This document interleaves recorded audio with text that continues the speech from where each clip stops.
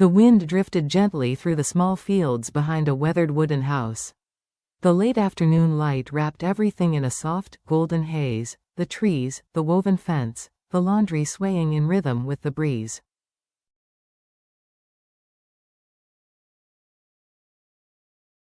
Beneath that tranquil scene stood Diep, her hands busy pinning clothes to the line.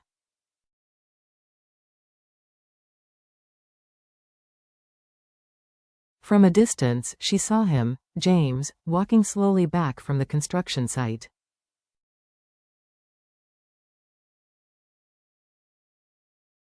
His shirt clung to him with dust and sweat, his boots caked in mud. And yet, his face carried the same calm, steady smile that had never once faltered.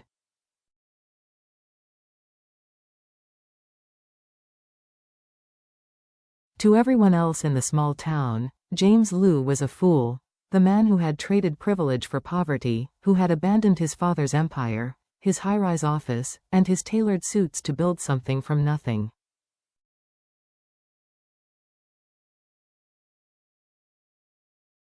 But to Diep, that madness was courage, pure, fierce, honest. Whenever James walked through town, the whispers followed like shadows.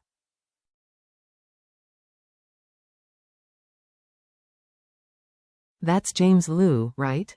The one who got kicked out of his father's company, yeah.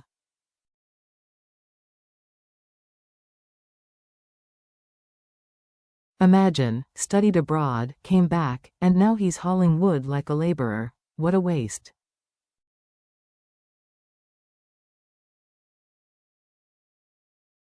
Their laughter rippled through the air, but James never turned around.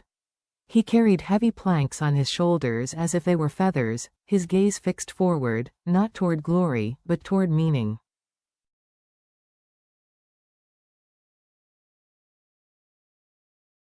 Diep often watched from a distance, her heart tightening with every cruel word. She knew his story better than anyone, how he had walked away from corruption and comfort alike, choosing integrity over influence.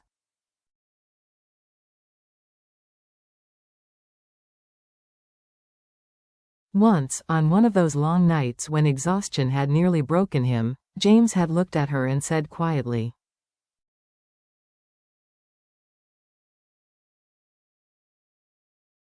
"If building from nothing is madness, then I want to be mad forever." That evening, the sky burned orange behind the hills.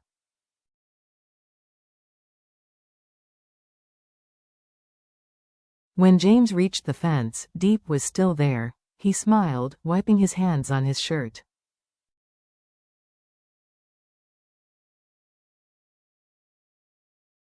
"You're still here. I wanted to wait for you," she said softly. "Dinner's ready."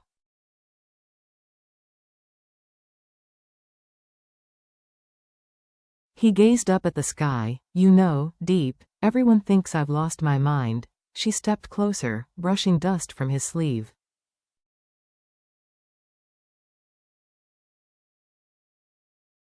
"Let them think what they want.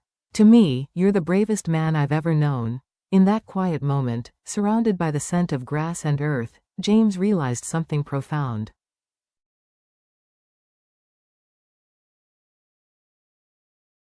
The world's laughter meant nothing when her belief was louder.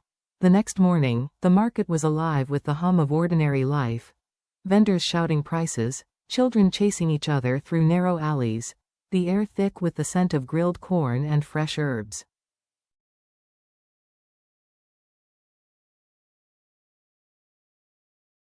Diep walked among them, her basket filled with vegetables from their small garden.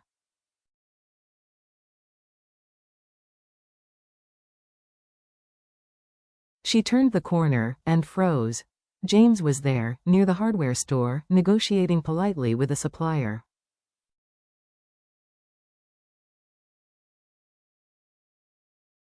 His tone was calm, respectful. But from across the road came another familiar sound, the sneering laughter of idle men.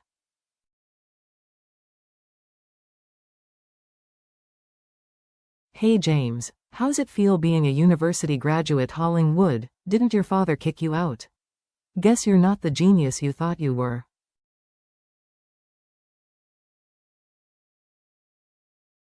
James said nothing. He lifted the box of nails onto his shoulder and turned away. Only Diep saw the tension in his jaw, the quiet pain buried beneath his composure.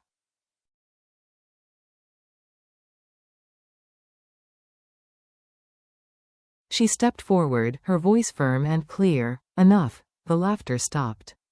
All eyes turned.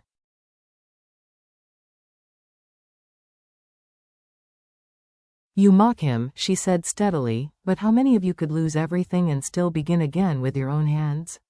How many of you could smile after being betrayed by the people you trusted most?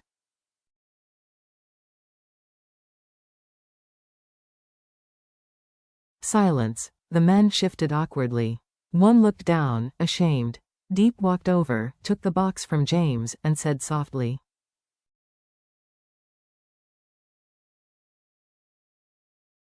"Let me help." He looked at her, eyes glistening. "You didn't have to." "Yes, I did," she whispered.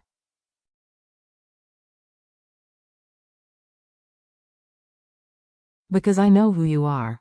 You don't need to prove anything to them. You already proved it to me."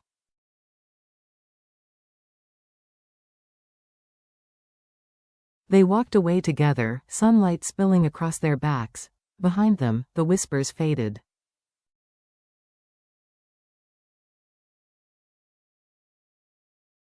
She carried the box, he carried her faith, and somehow, both burdens felt lighter.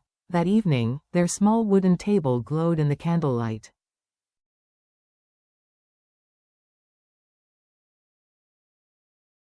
James watched Diep as she ladled soup into two simple bowls. "You know," he said quietly, "every time they call me crazy, I remember your eyes."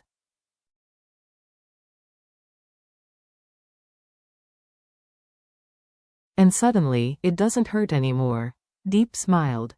That's because love makes all the madness worth it.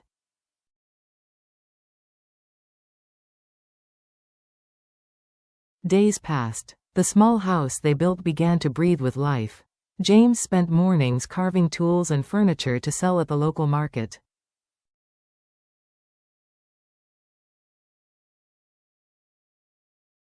Diep tended to their vegetable stall and kept their home filled with warmth. Life was modest, but peaceful.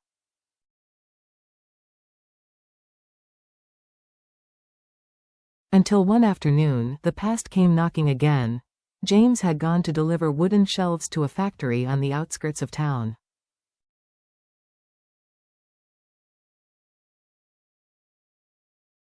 Well, look who it is." The voice stopped him in his tracks. Standing by a sleek black SUV was Min, his former colleague from Liu Holdings, and one of his father's most loyal men.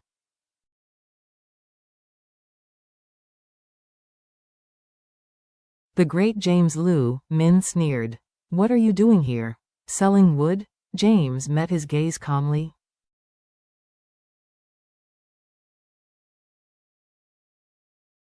"Yes, my father fired me. That was the day I stopped being his shadow and started becoming myself."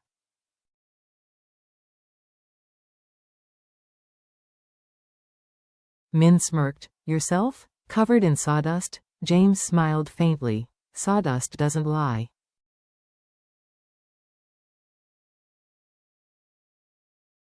"It comes from work that builds something real. You should try it sometime." Before Min could respond, Diep appeared, carrying lunch wrapped neatly in cloth.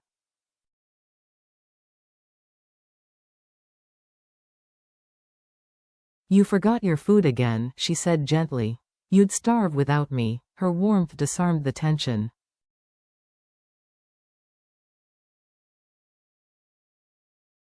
Min stared, momentarily speechless. "You've changed," he muttered.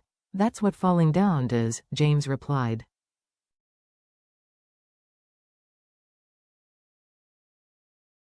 "You either stay broken, or you build yourself again." Diep brushed dust off his shoulder and said quietly,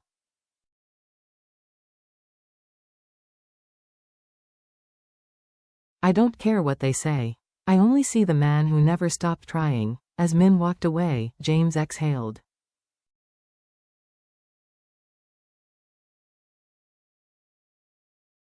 They think I'm crazy, he said, half smiling. Then let them, she replied. If madness means living honestly, the world could use more of it.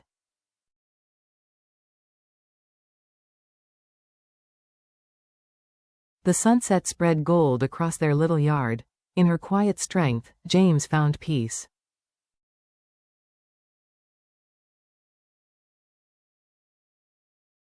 Weeks later, laughter echoed through the garden as little Nhi chased butterflies with a homemade net.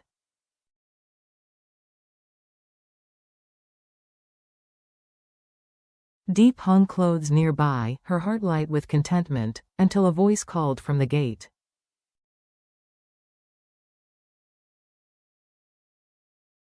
Diep, James. Anyone home? An older woman stood there, weary from travel, Nyi's grandmother.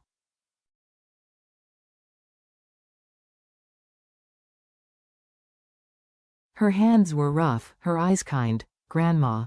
Nhi squealed, running to her. The old woman knelt, gathering her into her arms.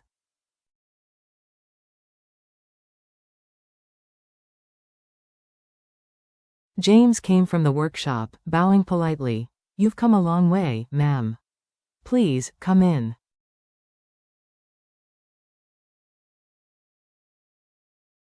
Inside, the house smelled of tea and warm soup. The grandmother's gaze lingered on everything, the clean floor, the small garden, the laughter.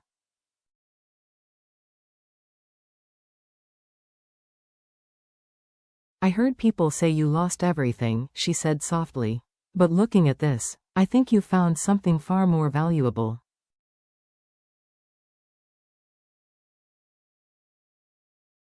James smiled faintly. We lost the company, yes. But we found peace, and a reason to live.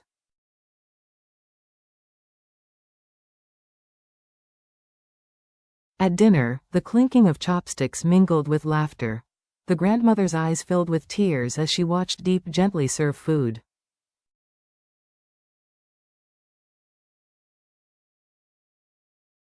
You love her like your own child, she said, voice trembling. Diep took her hand. She is our child.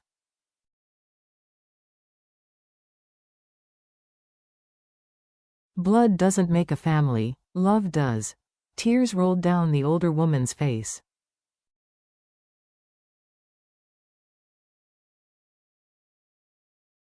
Then I'll let her stay. I know she'll be happy here. Grandma, you're not mad? Nhi asked softly.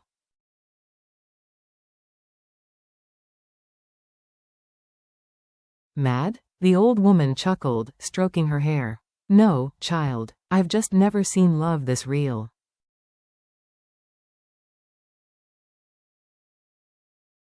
That night, the oil lamp burned low.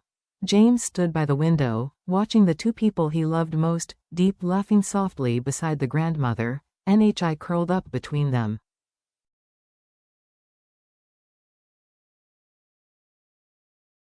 He had been called a fool, a failure, a dreamer.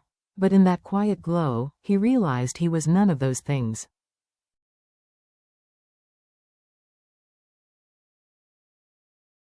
He was free. The world measured success in titles and towers. But he now understood, the truest wealth was found in peace, in purpose, and in love that never faltered.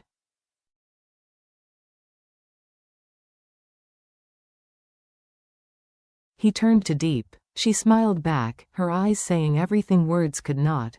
They had no mansion, no luxury, no applause.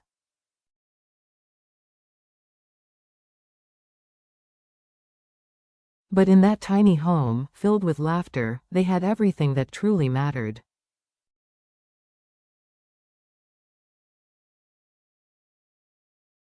Life has a strange way of testing those who dare to live differently. James was once mocked for walking away from privilege.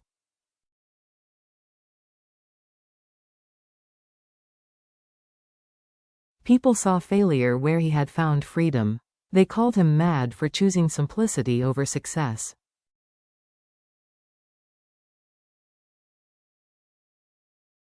But Diep knew better. He wasn't mad, he was brave.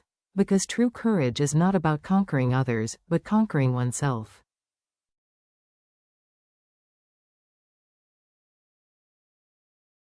When betrayal came, he responded with grace. When failure came, he rose with dignity.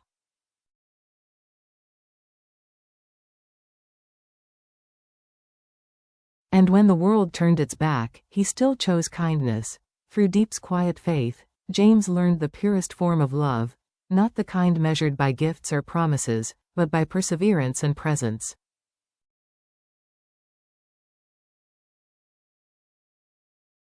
Diep never needed roses or riches. Her love was made of small, beautiful rituals. A meal waiting on the table.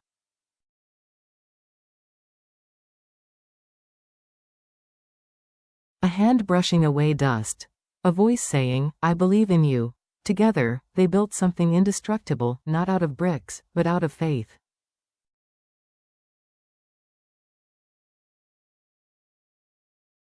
When Nyi's grandmother left that night, she turned one last time at the gate. "Family," she said quietly, "isn't about blood.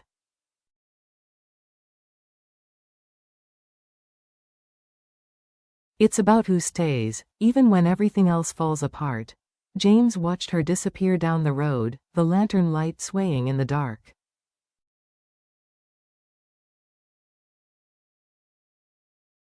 He turned to Diep and took her hand.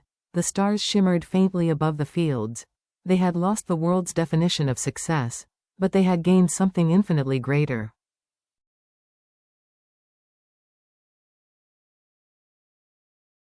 And maybe, just maybe, that was the truest victory of all.